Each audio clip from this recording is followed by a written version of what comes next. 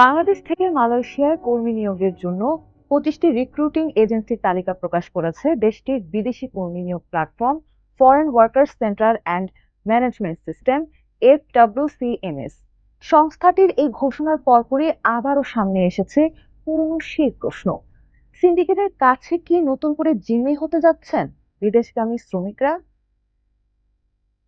মালয়েশিয়ার শ্রম বাজারে যে সকল বাংলাদেশি রিক্রুটিং এজেন্সি কর্মী পাঠাতে পারবে সেগুলো হলো Bangladesh one overseas limited, Bengal human resource development, general trading company, messrs United Gulf services, NSI air international, At Taqwa overseas limited, art smart Bangladesh limited, Khan Jahan Ali overseas, messrs Al শতুব overseas, motherland overseas limited, Ripa international, valley trade international, A plus international, Al Hayat overseas, Bhaluka overseas, brothers trading and contracting limited, Chandpur international, country employment agency, goodness services limited, Jewel Rinku enterprise, messrs Satkhira international, mangrove career link, নেভার্স associates limited, Tania trade international ও anchor care global migration.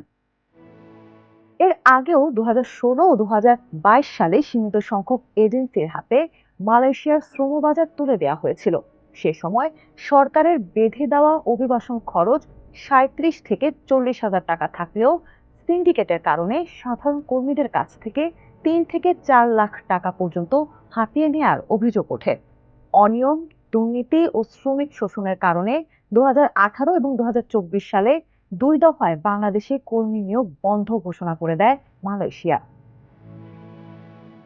পরিস্থিতি নিয়ন্ত্রণে চলতি বছরের জুলাইয়ে অনিয়মে জড়িত থাকার অভিযোগে 49টি এজেন্সির লাইসেন্স বাতিল করে সরকার।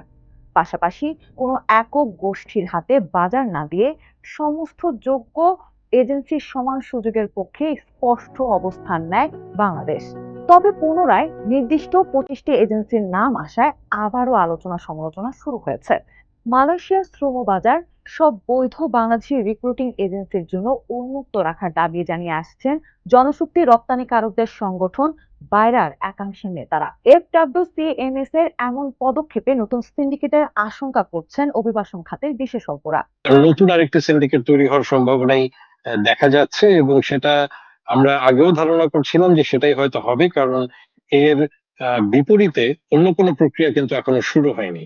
আমরা যদি বলি যে জয়েন্ট ওয়ার্কিং কমিটি যেটা আছে মালয়েশিয়া বাংলাদেশের, সেখানে যে আলাপগুলো হয়, এবং তার আগে কিছুদিন আগে আমাদের প্রধানমন্ত্রীর আগেও মন্ত্রী পর্যায়ের বৈঠক হয়েছে মালয়েশিয়াতে, এবং এর পরবর্তীতে যে ফলো আপ গুলো আমরা শুনেছি, সেখানে এরকম কিছু আমরা শুনিনি যে তারা এটা উন্মুক্ত করার ব্যাপারে অবস্থান। এখানে মূল বিষয়টা হচ্ছে যে এখানে এই পুরো এটা তো একটা প্রাইভেট সেক্টর ব্যবসা।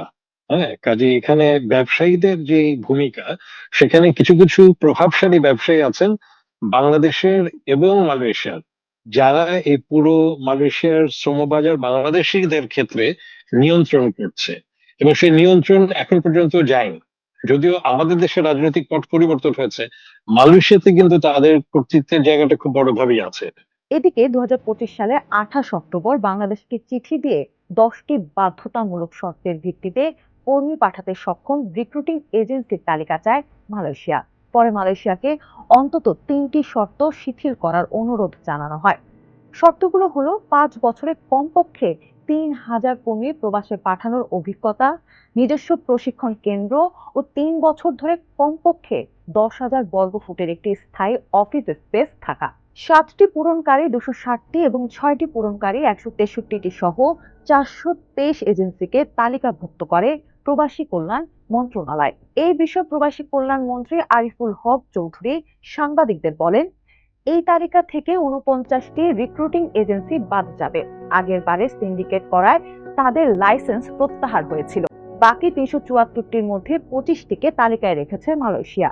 বাংলাদেশ চায় বাকি 349টিকেও তালিকায় অন্তর্ভুক্ত করা হোক। এদিকে বিদেশগামী শ্রমিকদের থেকে ফি আদায়ের সরকারি ব্যবস্থাপনা না থাকায় অতিরিক্ত ফি আদায়ের শঙ্কা থেকে যায় বলেও জানান অভিবাসন খাতের এই বিশেষজ্ঞ। ফি নেওয়া বা এই যা যা মানে ধরা যাক যে যেগুলো অফিসিয়াল ফি, এই একজন বিদেশে যেতে গেলে সেটা সহ যে এই পুরো কাজটা করতে যে খরচগুলো হয় সেটার জন্য আহ, সরকারি কোনো ব্যবস্থাপনা গ্রাম পর্যায়ে নাই। অর্থাৎ আমাদের যারা কর্মীরা যান তারা তো গ্রামের থেকেই যান।